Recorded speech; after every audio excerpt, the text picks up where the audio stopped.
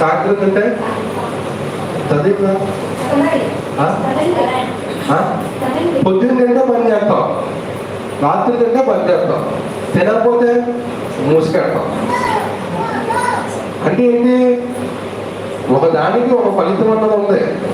మరి ఆయుష్ ఇచ్చిన వాడికి, జీవం ఇచ్చిన వాడికి, శ్రమం ఇచ్చిన వాడికి, ప్రభు చూపించిన వాడికి, దైవికంగా చేసిన వాడికి ఏమి ఇష్టం? కుటుంబంతో దేవుని సన్నిధిలో లేకపోతే, నీ అర్పణ పవిత్రమైనది కాకపోతే, నీ మొర ఆయన ఎదుట లేకపోతే కనుక నీ ఆపదలో ఆయన మొహం తిప్పేసేవాడు అంటున్నాడు కదా.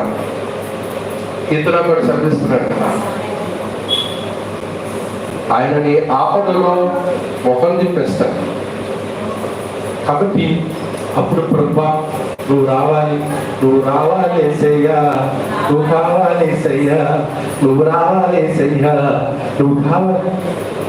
నీకు అవసరం వచ్చినప్పుడు కాదు, నీకు కష్టం వచ్చినప్పుడు కాదు, నీకు వేదన వచ్చినప్పుడు కాదు, నీకు బాధ వచ్చినప్పుడు కాదు, నువ్వు కలత చెందినప్పుడు కాదు, నువ్వు ఆందోళనకు గురైనప్పుడు కాదు, నీకు మనశ్శాంతి లేనప్పుడు కాదు, ఎల్లప్పుడూ అందుకనే అంటున్నాడు అక్కడ ఎవరికి రాసిన పత్రికలో 11:15 ఎల్లప్పుడూ స్తుతియాగము, స్తుతి చెప్తూనే ఉండాలి, కన్నీరు కారిస్తూనే ఉండాలి, ప్రార్థన చేస్తూనే ఉండాలి, వాక్యం ధ్యానిస్తూనే ఉండాలి. ఈ కుటుంబ ఆశీర్వాదకుడుగా నీకు ఒక వాగ్దానం ఉండడానికి, ఈ కుటుంబ ఆశీర్వాదకుడుగా నిన్ను నీ బిడ్డలు ఆశీర్వదించడానికి, ఈ కుటుంబ ఆశీర్వాదకుడుగా నీ వ్యాపారాన్ని తొలగింపు చేయడానికి, ఈ కుటుంబ ఆశీర్వాదకుడుగా నేను ఫలభరితంగా మార్చడానికి. అది నడుతుందా? దేవుడు వచ్చినాడు అంటాడు, ఇదిగో నోహు బిడ్డలను ఇదిగో ఆశీర్వదించాడు, నేను భూమిని నింపుడి. అబ్బా ఏంటంట? మనకి వ్యాపారం బాగోలేనప్పుడు వచ్చి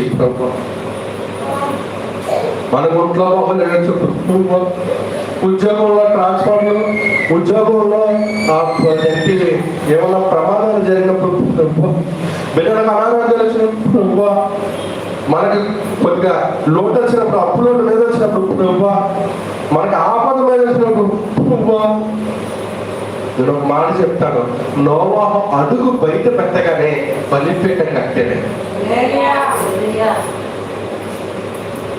ప్రమాదం ఏదొచ్చి పడిన స్తోత్రం చెప్పడమే, ప్రమాదం దాటిపోయిన స్తోత్రం చెప్పడమే, ప్రమాదం వచ్చినప్పుడు మోకరించడమే, ప్రమాదం తొలగినప్పుడు కూడా మోకరించడమే, అదే స్తుతి వెళ్ళినప్పుడు.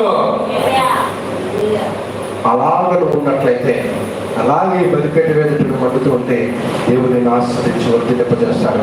ఆ కుటుంబ ఆశీర్వాదం ఎలాగైతే నోవాహు కుటుంబానికి కలిగిందో, నేను మీకును మీ కుటుంబానికి కూడా అలాగూ కలగాలంటే మీ పెట్టుకుంటాను. దావీదుని బట్టి సొలొమోను ఆశీర్వదించాడా? సొలొమోను బట్టి దావీదుని ఆశీర్వదించాడా? నీకు అవకాశము లేదు గనక నీ బిడ్డకి ఇస్తా, నీ బిడ్డని దీవిస్తాడు కదా. అంటే తండ్రి ఆశీర్వాదం ఎవరికి వచ్చింది?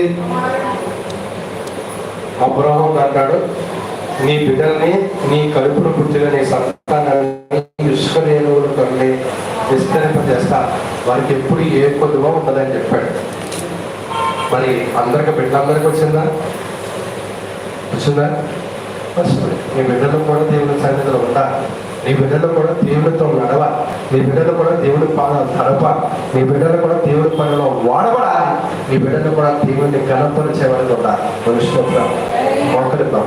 కుటుంబ ఆశీర్వాదం కూడి కంటే కుటుంబాలతో కలిసి కూడి చేరి దేవుని నామాన్ని గణపరిచేది.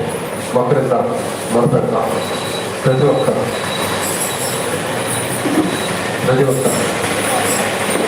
ప్రభుగా తండ్రి, స్తుతి సంపన్నుడు నీకే స్తోత్రాలు. 3 మాటలు మీరు మాతో మాట్లాడారు.